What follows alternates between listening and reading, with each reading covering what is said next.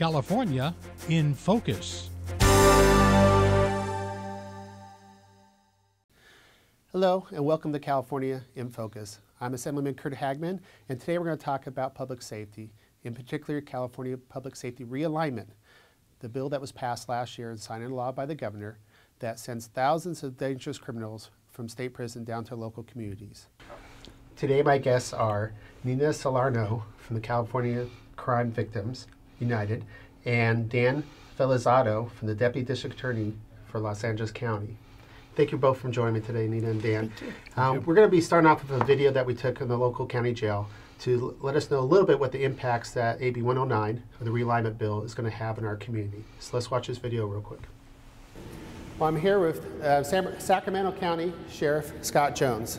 Sheriff, thank you so much for coming out. My pleasure. I appreciate it, and we're in one of your facilities here. Yep. Welcome to our branch jail, our Rio Cosumnes Correctional Center. Under the governor's realignment plan, now we're sending you state inmates. Right. What's the longest sentence you've seen so far? We, the very first week, as a matter of fact, we had a 63-year-old heroin addict sentenced to 21 years. Now, fortunately, we were able to speak some reason to the judge and the DA, and that sentence was greatly reduced. But just in the last couple of weeks, we've had a 17-year sentence. Routinely, we will have 5, 10, 12, and 15-year sentences. And there's more problems than that. Is number one, the facilities themselves. The facilities are built for year housing or less. In fact, it wasn't until a decade ago that this facility didn't even have any perimeter fencing. So the infrastructure, the security measures, the training of the officers, the mindset of the officers are all geared towards 1 year in county jail or less. So not only is this going to present security and training issues for my staff, it's also going to present logistical and classification issues, because some of the things that we've been able to avoid by being a county facility are things like prison gangs, which are now going to become evident and present in our local jail facilities. And is the state taking care of the county sheriffs for that? Are we giving enough resources to make all these changes? Absolutely not. It's not even close. And I guess for context reasons, I think it's important to note that I came out, I was the only sheriff that came out publicly against realignment, so I want to give that context to some of the comments that I make. But from my perspective, it's reasonable to assume that this was envisioned as a cost-saving measure by the state.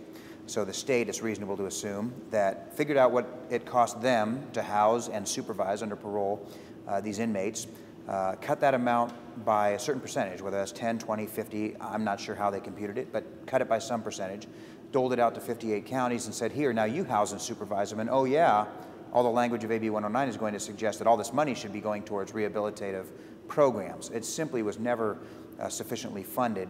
But that's just one issue with the funding. You've got the sufficiency of the ongoing funding. It's important to remember this program was funded for 9 months.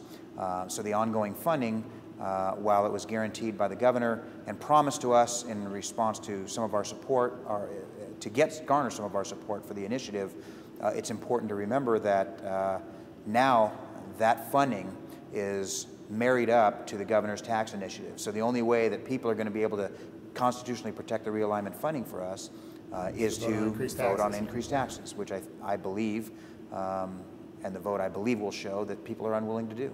No one wants to be a fearmonger, but I'm just looking at the facts. We're going to have to put more bodies on the street one way or the other, either home detention or no supervision whatsoever. We're going to have to make some tough choices here in the public safety community. I can only see that increasing to our crime rate. I believe that absolutely crime is going to go up in the short term. You can't avoid it, and I'll explain why. You have, one of the things that AB 109 did, as you know, was decreased sentences. So it used to be, if you had a year in the county jail, you'd serve 8 months. You'd get 1/3 of your time credited for good time and work time. Well, that's increased now to 50%. So you only do 50% of your time. You have folks that were let out of prison, put on a modified post-release community supervision. You've got people that were taken off of parole and put on modified or no supervision. So what you have is a group of folks that otherwise would have been in prison, otherwise would have been on supervision or some higher level of supervision. Now, the recidivism rate in jail or prison is 0. We know that. You're in jail or prison, you're not committing any other crimes. But we also know that when you get out of jail or prison, your recidivism rate statewide with a statistical certainty is over 70%. So of this group that otherwise wouldn't have been out, we know 70% of those people are going to offend. And that's more people that are going to offend than would have offended had they been in custody. So short term, I have no doubt that the crime rate is going to go up. Well, this is just one county out of the many that we have in California that's having to deal with the new issues, the new realignment bill of AB 109. And for the viewers who may not be in depth like we are about this subject, why don't you both give me a little bit of impressions where we were, where did we go last year with AB 109, and let's start off with where we're at right now. AB 109 basically brings some of the responsibility from the county prison, or from the state prisons, the state inmates we have, and they're bringing down to the county level. Why do we have to go there in the first place? Well, there was a United States Supreme Court decision that requires California to reduce its state prison population by approximately 33,000 bodies by 2013. The Supreme Court said that California's prison, the way it was being operated, was inhumane and unconstitutional. And because of that, they've decided that California's prison population cannot exceed 137.5% of its designed capacity. And I know from hearing about lawsuits we've been involved for many years in the federal court and from the inmates of what's the definition of bad, you know, they have 2 per or 4 per and things like that. Mm-hmm. And Nina, your organization has been a wonderful advocate for victims up and down the state.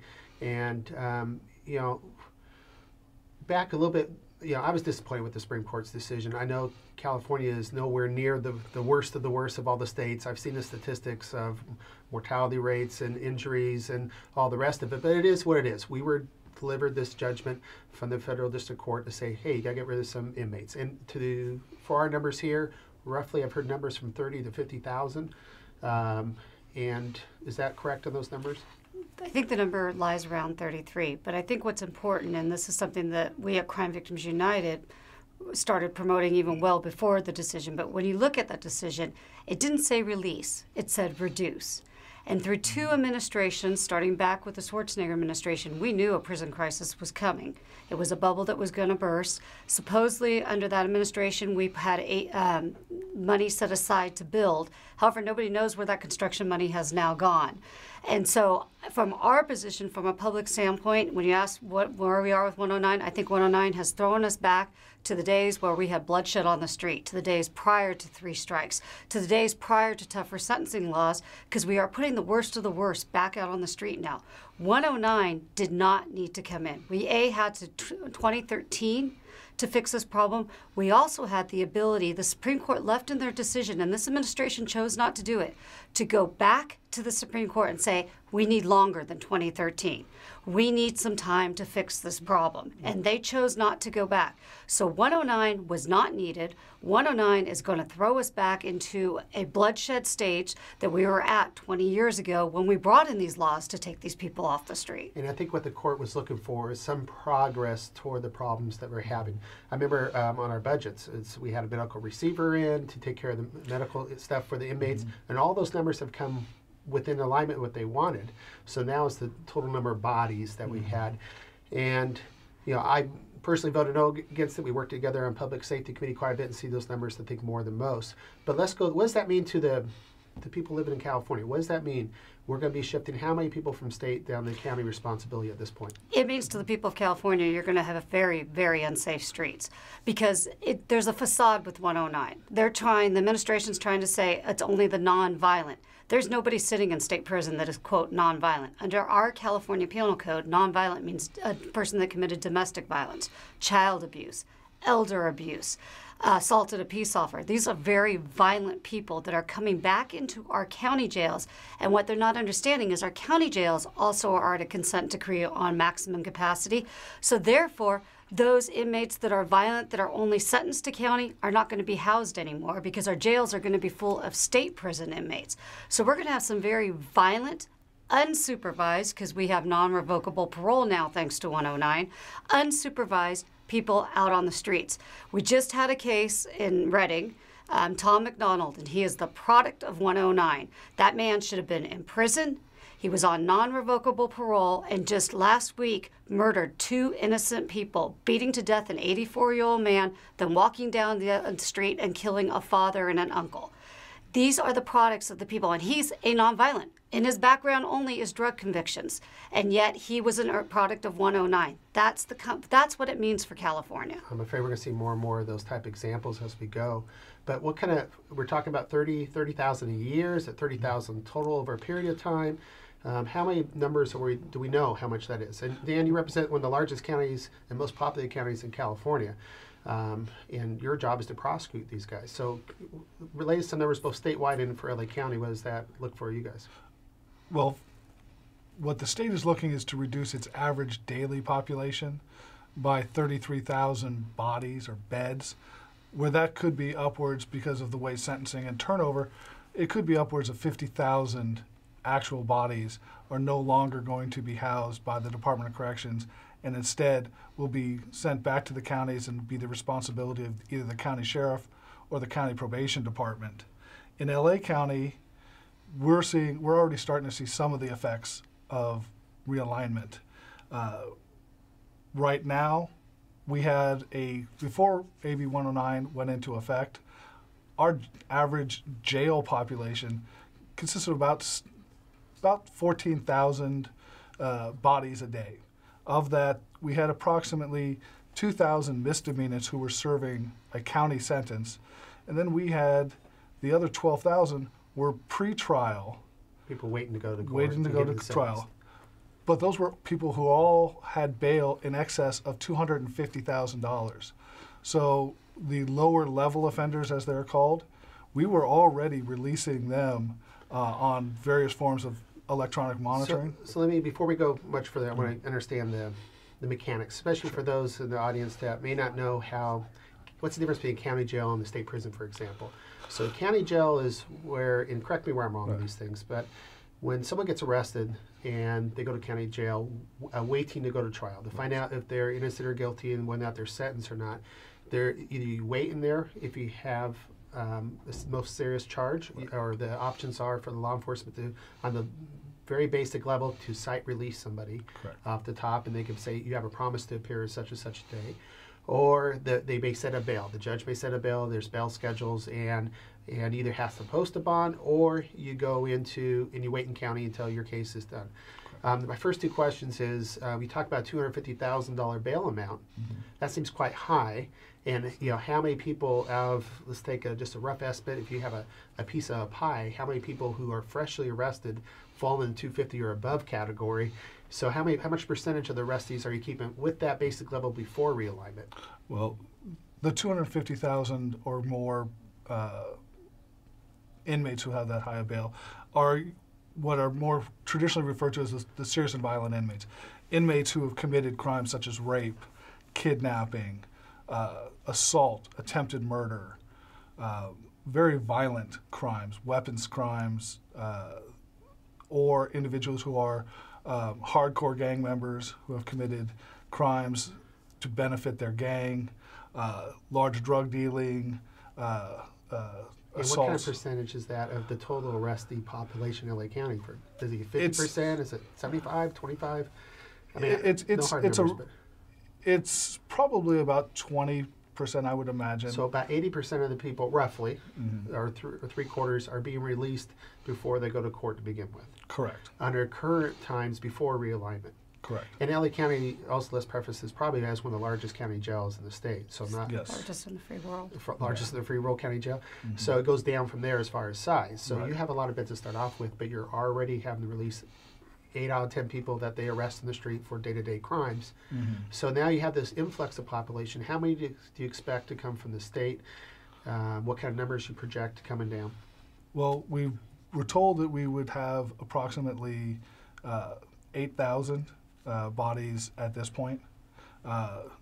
We're with the parole violations and the non-violent, non-serious, sex offenders that we're required to take custody of now, we're actually a little over 10,000. So we're slightly above what the state projected. So you have a capacity of 14,000 and you're taking roughly 10,000 to the state? Is that well, correct? our actual population capacity is about 21,000. Okay.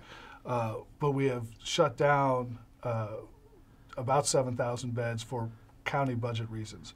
With AB 109, the sheriff is anticipating be able to actually operate all 21,000 beds.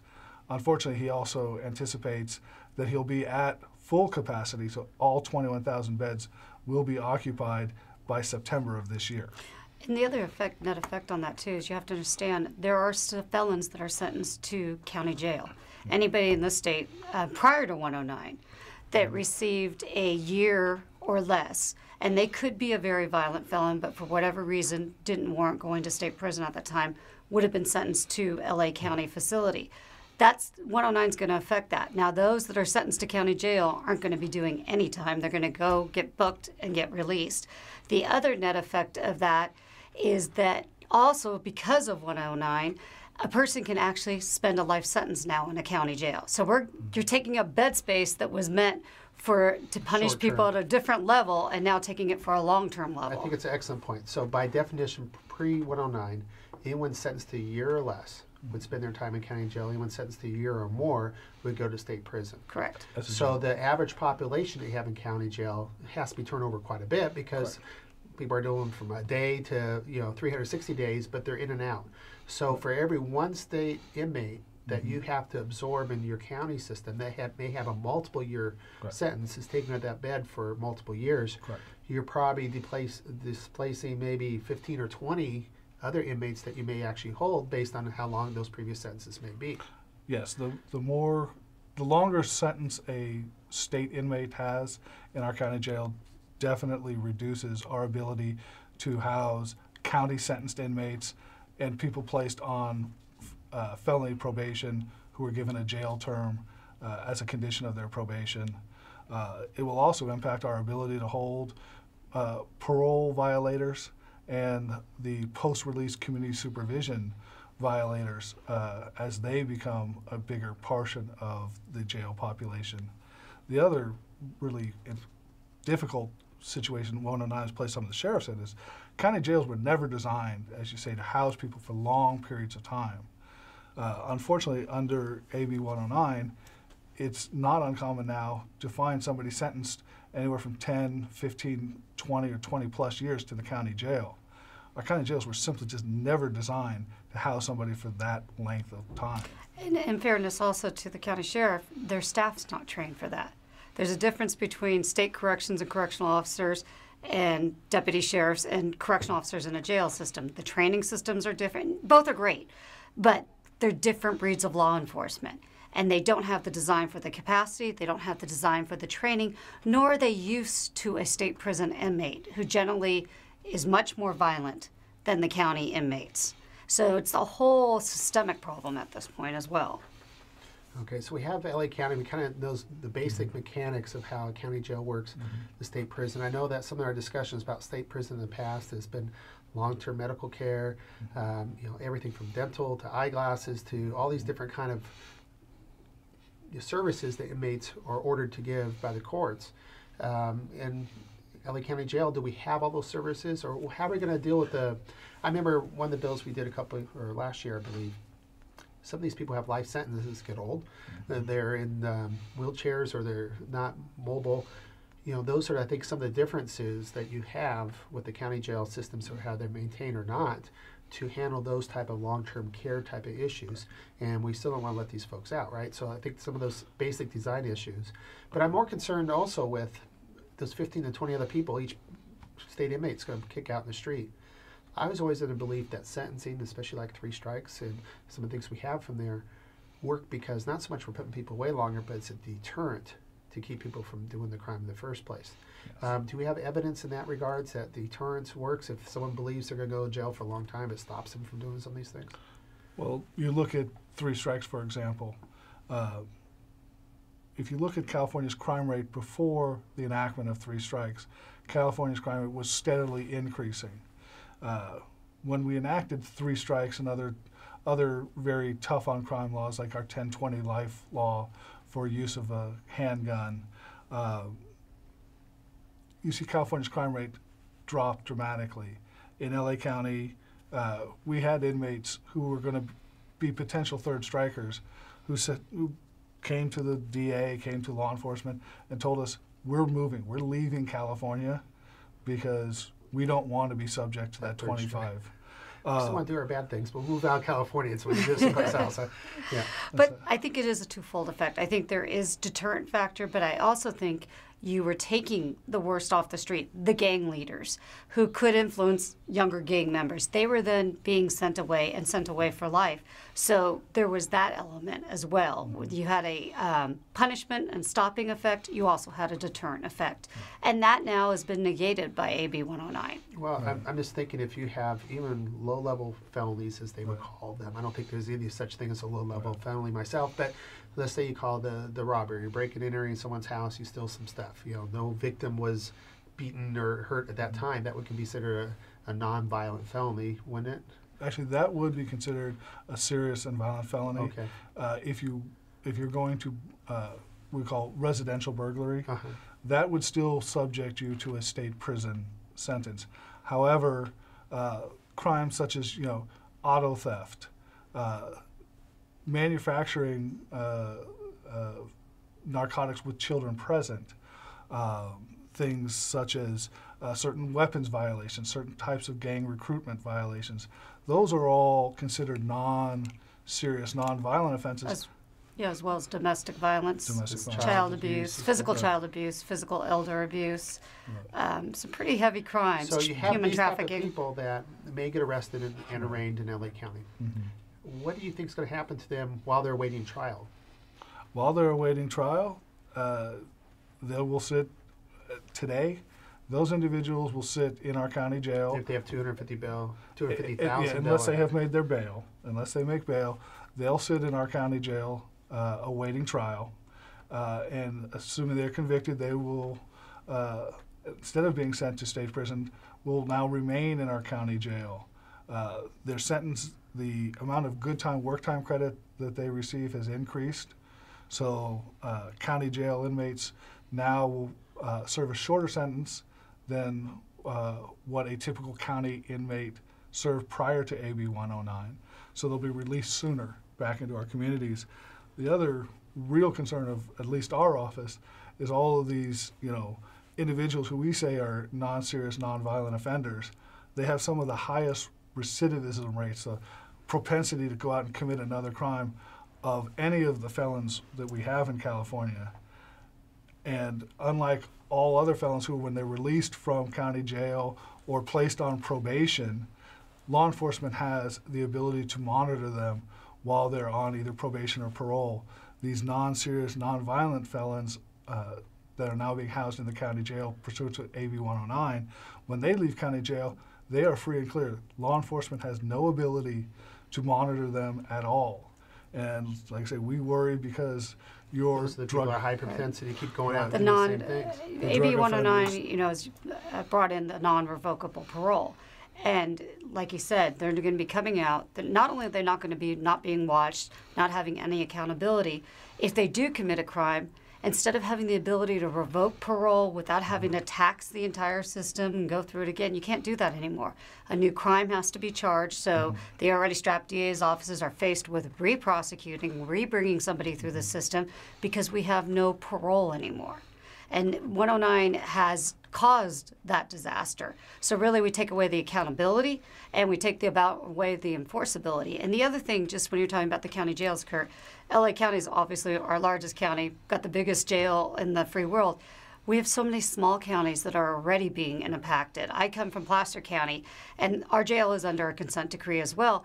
Well, they just had to put, I was just actually arguing on behalf of a victim, a rape victim, not to have somebody put on electronic monitoring waiting trial because he's violent.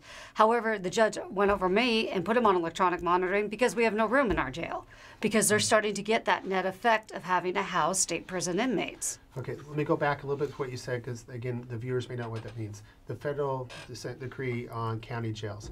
We have 58 counties in California, am I correct on that? How many, and what that means is the federal courts came in and said, you county have too many bodies in your jail for what you're built for.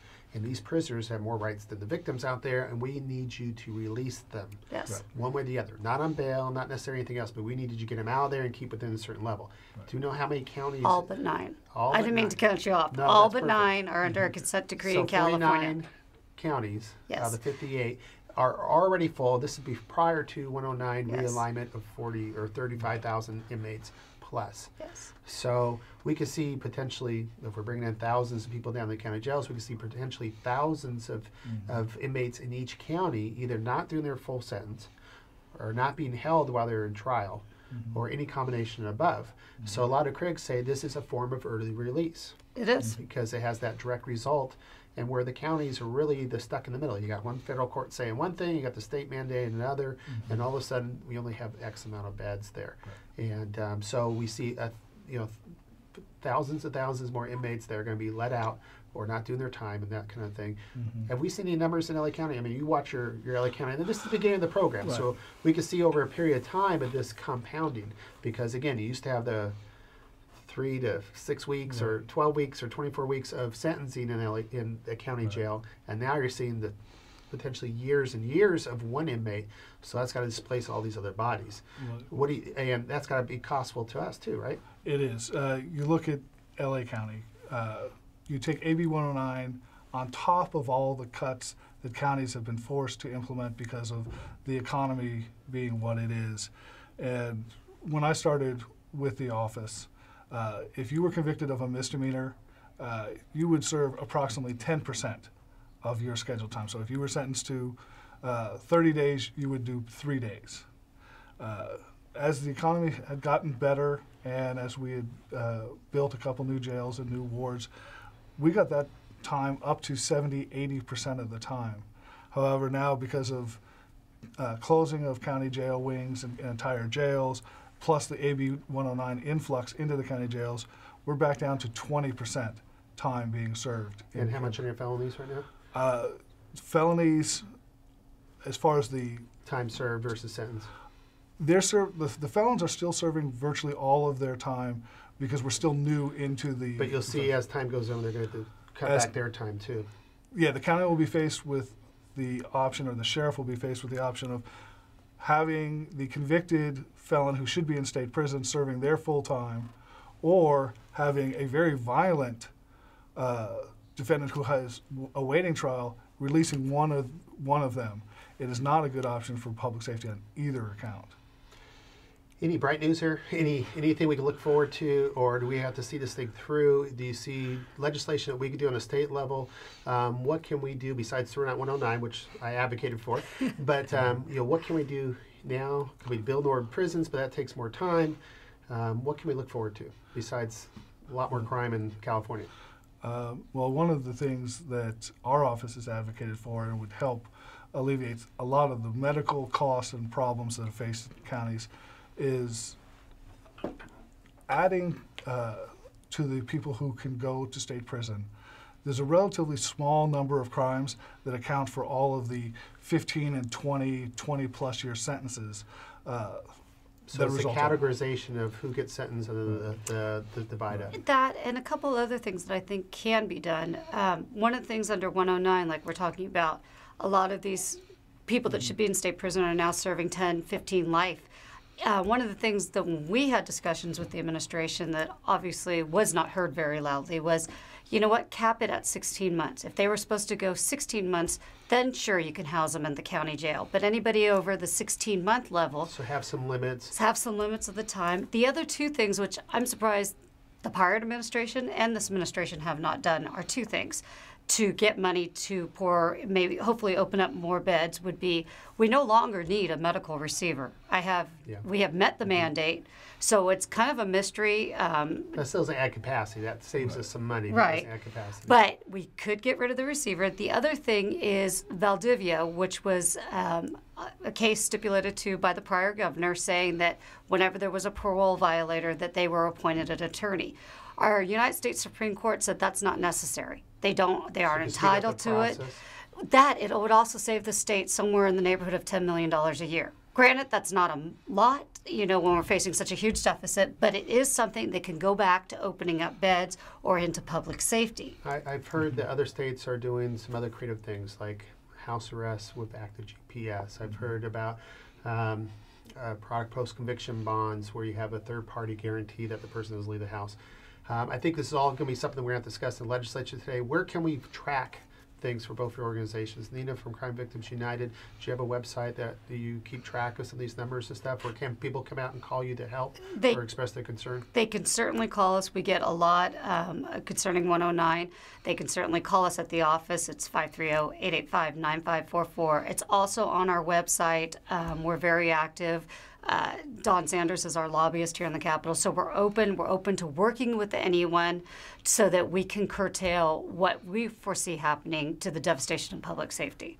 And Dan, you've been a long time serving with Los Angeles County District Attorney's Office. Are the district attorneys keeping track of this? Are they going to try to give recommendations to the legislature how to fix things? How can they get people get input to your office? Well, just first off, both our office and the California District Attorneys Association are working with the administration to point out errors or areas of concern with realignment and recommending ways to improve the operation of realignment in California.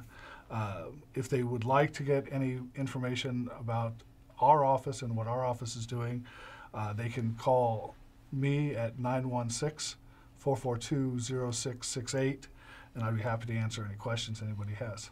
Well, I thank you both for being here. Not a lot of optimism. I think we're going to have to go through some problems before we get to the solutions here. But hopefully, if your voice is on the ground, working with the legislators up in the Capitol, we can make things better than they are right now, because it's looking pretty bleak to me. But thank you both for being here today. It's great to have your input.